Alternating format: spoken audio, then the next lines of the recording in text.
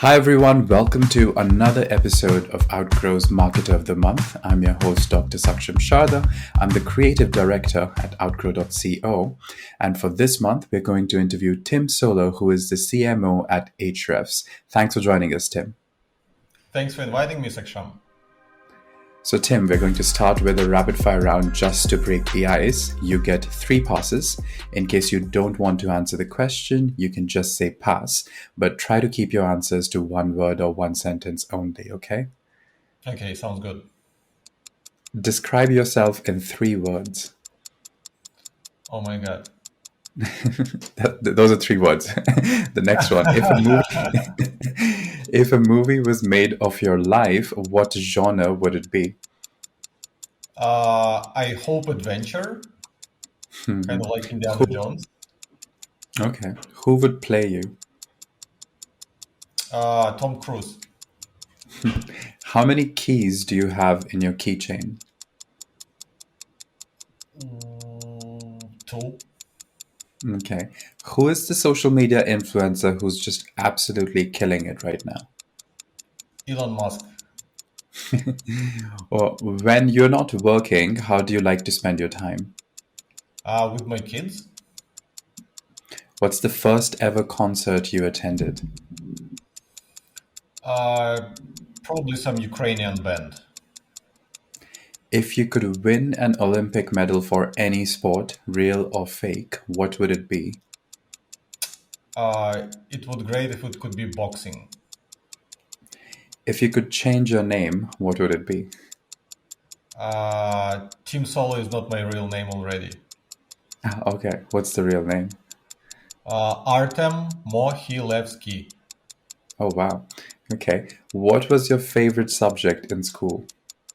Math. How many cups of coffee do you drink per day? 1.5. And the last question is your favorite Netflix show? Stranger Things as of right now. Okay, cool. You answered all of them actually quite fast. That was good. So, time for the longer questions. The first one is, how would you sum up Ahrefs' transformation from a fledgling startup to an industry leader in the amount of time you had? Uh, is this still a rapid fire No, question? it's not. You can actually answer this as long as you like, yeah. Well, this is a very broad question, actually. Uh, Well, you can I pick don't up know. one instance, yeah. One instance. Well, it was quite some trial and error. And in our case, I think Ahrefs is quite an unconventional company, quite an unconventional SaaS business, whatever you call it. We didn't have any, and we didn't want any venture funding. We didn't really follow any conventional startup slash growth playbooks.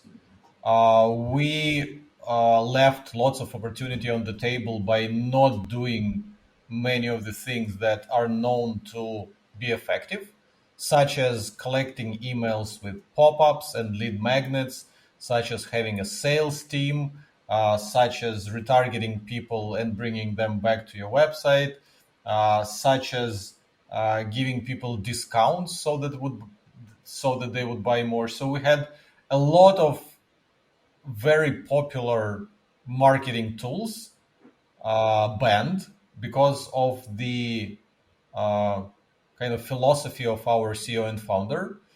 So yeah, our path to where we are today, I think it was very unconventional, and I'm not sure that a lot of companies are willing to go our way instead of doing what most other companies are doing. But right now, I believe the recession is making some changes to the winners and losers among these startups. And so far, knock on the wood, we are in a pretty good position because we didn't have any funding. We don't have to report to anyone, and we're just going strong. And we're not afraid of any calamities like this one, basically. And And what would be a few examples of unconventional things that your company did? Because people would, I think doing unconventional things has now become the new norm that people want to follow because the conventional things are leading people nowhere. So what would be a good example of something that people could copy or not Uh, copy or work on? so I can't really think of any specific unconventional thing that we did, and like unconventional is such a ambiguous term. Like, what does unconventional even mean? I just gave quite a few examples of the conventional things that we avoided. In terms of the unconventional things that we did, okay, we didn't track the ROI of any marketing activities. So, for example, a lot of people are obsessed with tracking the ROI of content marketing, of calculating the leads that every article they're writing brings them. We never did that. We just knew that content marketing is a great marketing channel. It's a great way to grow, to elevate your company, to position yourself as thought leaders, and it has many benefits. So we weren't trying to track the ROI of that. So if that can be called unconventional, here's one of the things: we believed in the value of creating useful content, and not even creating useful content, but giving people valuable information, teaching them how to solve their problems. And this had a very big impact on our growth and our success. So do you agree with the statement or do you disagree with the statement that you must deliver on the value you promote virally in such a way that people who come in through your product's own marketing channel see it right away? It sounds like a phrase: under promise, over deliver, instead of other way around. And yeah, we do believe this to be true. We never tried again any sorts of marketing gimmicks where we would call our software AI powered, machine learning, neural networks, and blah blah blah. We didn't try to use any fancy language to position ourselves as someone or something we are not. And yeah, we in our marketing communication, we like our philosophy is to be extremely honest with people. We never overpromise. We never promise people something that they wouldn't get. We never position ourselves as some kind of silver bullet or snake oil. And I think this works well for us. I think that helped us to establish kind of a trusted brand where people actually trust what we're saying and believe us, uh, and don't expect us to I know, swindle them in any way. And what has led to developing on this trust? What have you done to kind of build a community around this? Is there any kind of community that you guys are trying to build, or a brand value? How did you go about that? So, community was born kind of naturally in our case. We didn't really do anything specifically to create a community around our brand, other than launching a Facebook group and giving people a link to join it if they want. Community is a whole different topic, actually, and right now we are in the process of rethinking how we approach community building at Ahrefs, and moving away from a Facebook group, because it is very limiting. It doesn't give you a lot of community building tools. But yeah, honesty goes a long way. Uh, Being receptible to criticism, being open to discuss not only things that people like about you, but also things that people don't like about you.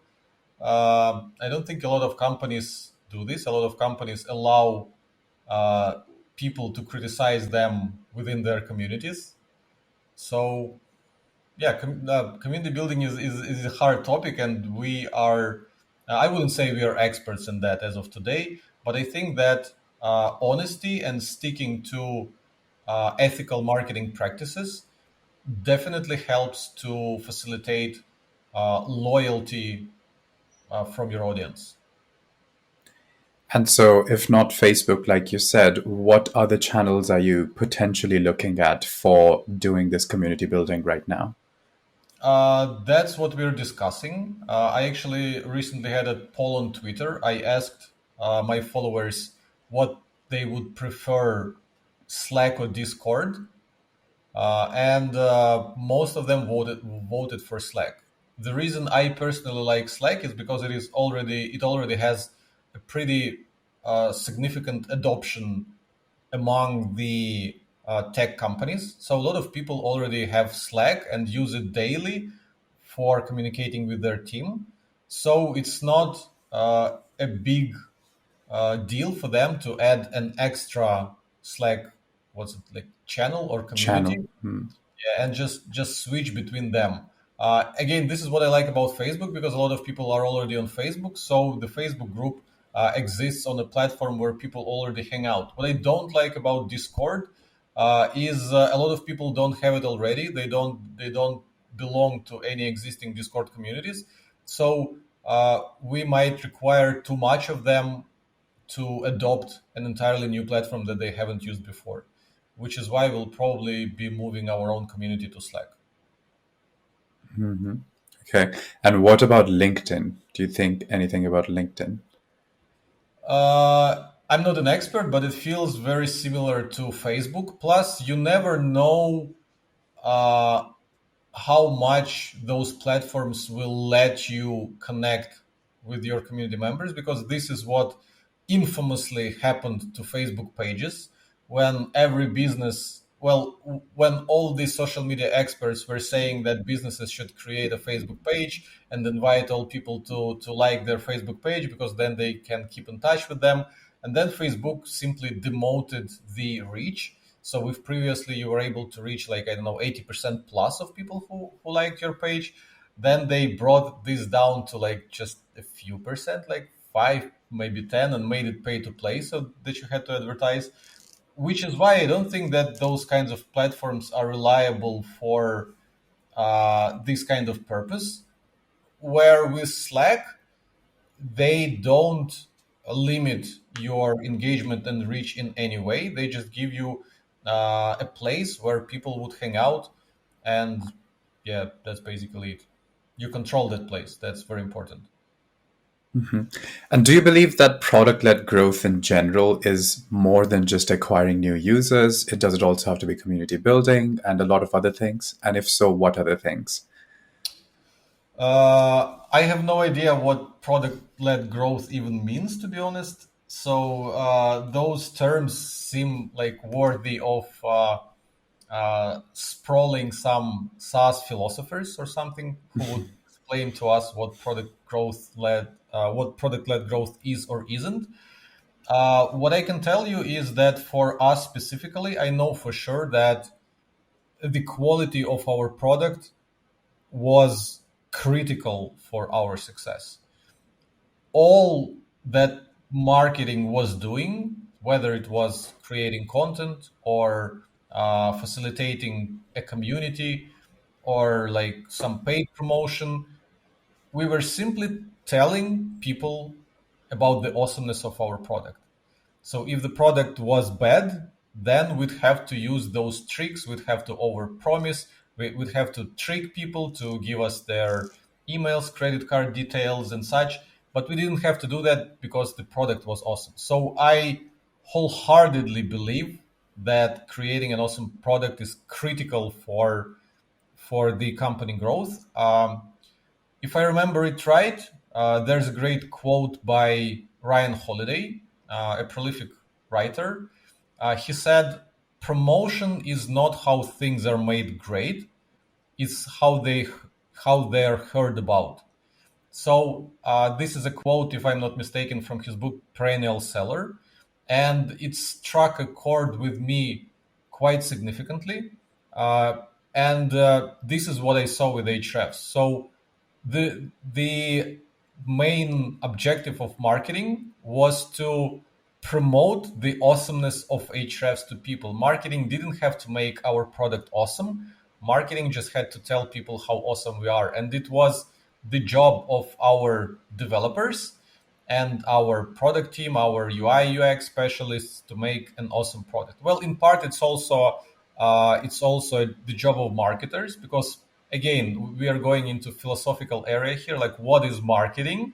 But the word marketing has the word market in it. So in part, you have to study the market, you have to understand what it wants, and you have to create the kind of product that the market would want to have.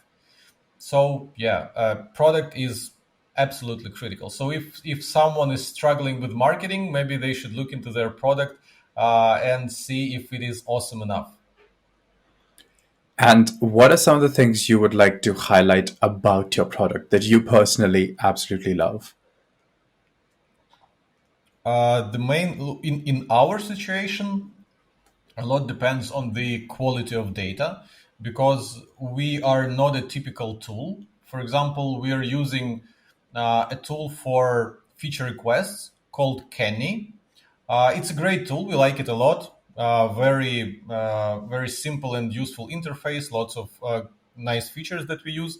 But essentially, not to criticize them, but they are kind of like an overpriced forum, because it's just a place for people to leave messages and for other people to post replies to these messages and create upvotes for these messages. It's almost like Reddit, just in a different interface. So it's that kind of product. It doesn't require a lot of technical expertise. It is fairly easy to build. In our case, to create a product like Ahrefs, you have to visit all of the pages that exist on the internet. You have to store them on your servers. You have to revisit them fairly often to pick up any changes to those pages. And then at a click of a button, you have to be able to sort through those, like, I don't know, hundreds of petabytes of data and give people whatever insights they're looking for in a matter of seconds. That is a huge technical achievement. So the big part of success for a company like Ahrefs lies in our ability to be able to do this, I don't know, technical miracle, let's call it like that. For a company like Kenny, which doesn't require that kind of technical skill, uh, their business growth and their marketing strategies and their business strategies would be entirely different from ours. Homepage copy cost you around $33,000. How do you believe this helped your brand gain visibility, or what did you like about the website? So the homepage copy was a public case study more than anything else. It was like our version of a reality show, making something that would be interesting to people in our industry, which is why when we needed to revamp our homepage, we didn't just write the copy ourselves, but we decided to make it into an interesting case of hiring three different copywriting agencies and seeing what kind of copy each of them would be able to come up with, and if we would be eager to use any of those versions, or if we would go with something kind of taken from the best ideas from each agency, which we actually, spoiler alert, which we ended up doing eventually. We just took the best ideas and kind of created the Frankenstein kind of copy out of what three agencies have given us. And in terms of what it did, it's not that this copy is any better than what, like, some, I don't know, junior copywriter would write. Maybe not junior, but a skilled copywriter who is working in your company and understands what your company is about and how to sell your product. It just, the actual case is interesting, and it provided something for people in our industry to talk about, something to discuss. Just generated a little bit of buzz around our product and how we approach marketing. It just like turning a, one could say, mundane marketing task of updating the copy of a homepage to an interesting experiment slash reality show. And would you describe this as one example of the unconventional marketing that Ahrefs has been doing since its beginning? Yeah, probably this could be an example of unconventional marketing. So it really is about trying to think of ideas out of the box that no one has done before. And I think if someone tries to copy your idea, it would no longer be unconventional because it really has to be something out of the box. Yeah, probably. As a marketer, because again, our company is in a rather unique position because we are creating a marketing tool for marketers. So I am a marketer who has to market to marketers. This is a quite unique position to be in. So, and being in this position, I constantly think of how to attract attention of other marketers, like what I would be interested in, what would catch my attention, I don't know, on social media or when I go to have beers with my friends who work in other industries. Which is why whenever we need to do something, often we are trying to think like how to make it more interesting, how to make it more entertaining. And then again, in terms of our day-to-day jobs, it makes our day-to-day jobs more interesting as well, because we don't just update the homepage copy, we turn that into a fun experiment then that we can discuss with other people in the industry. So could you give us some examples of marketing campaigns from other companies that have gained your attention as a marketer? uh, it's hard to come up with anything on the spot. Probably something very trivial, like, I don't know, a Lego movie. Basically, Mhm. Lego movie is just a huge campaign to sell more of Lego. And it's pretty cool. This is how, or the more recent example is probably the famous YouTuber Mr. Beast, who published a video about him recreating the chocolate factory, Willy Wonka's chocolate factory or something like this. And then I saw someone's tweet. I didn't watch the actual video. I don't really follow Mr. Beast, but I saw someone's tweet that Mr. Beast actually launched his own chocolate bar.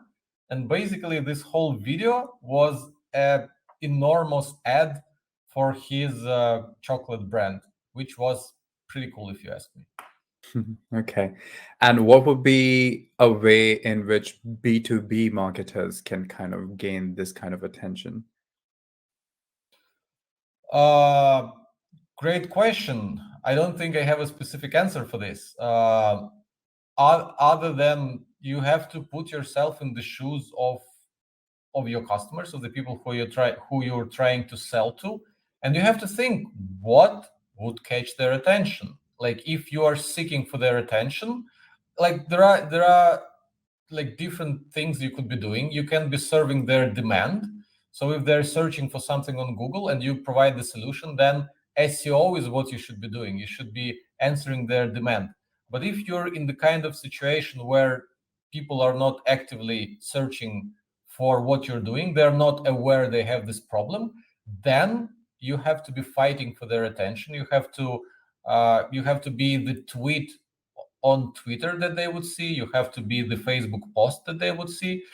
And in this situation, you have to think of what my target audience might be interested in, what might catch their attention. What are, I don't know, the buzzwords? What are the recent events?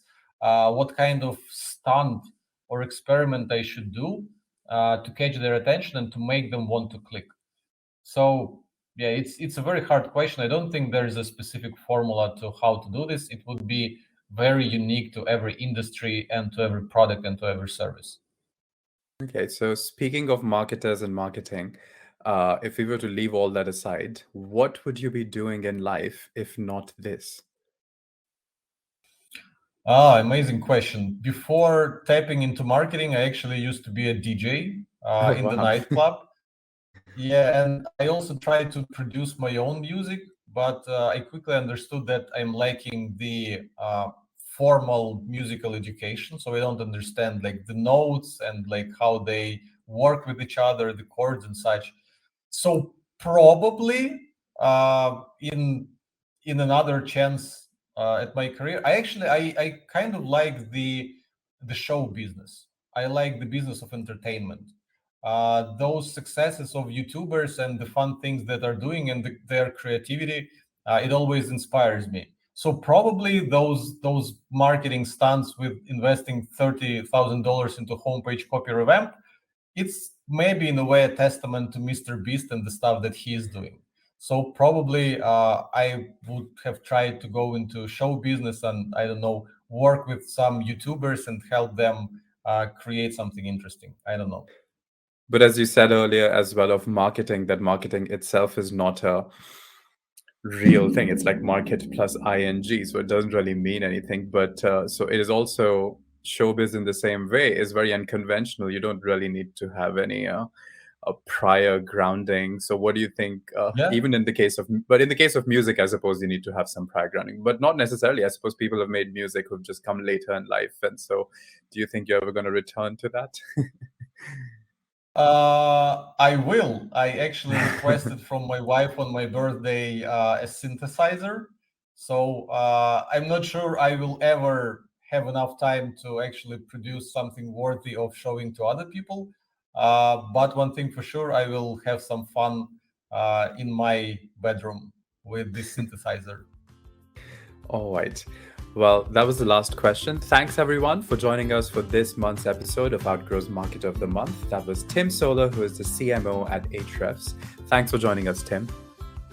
Thanks for having me. Check out their website for more details, and we'll see you once again next month with another Marketer of the Month.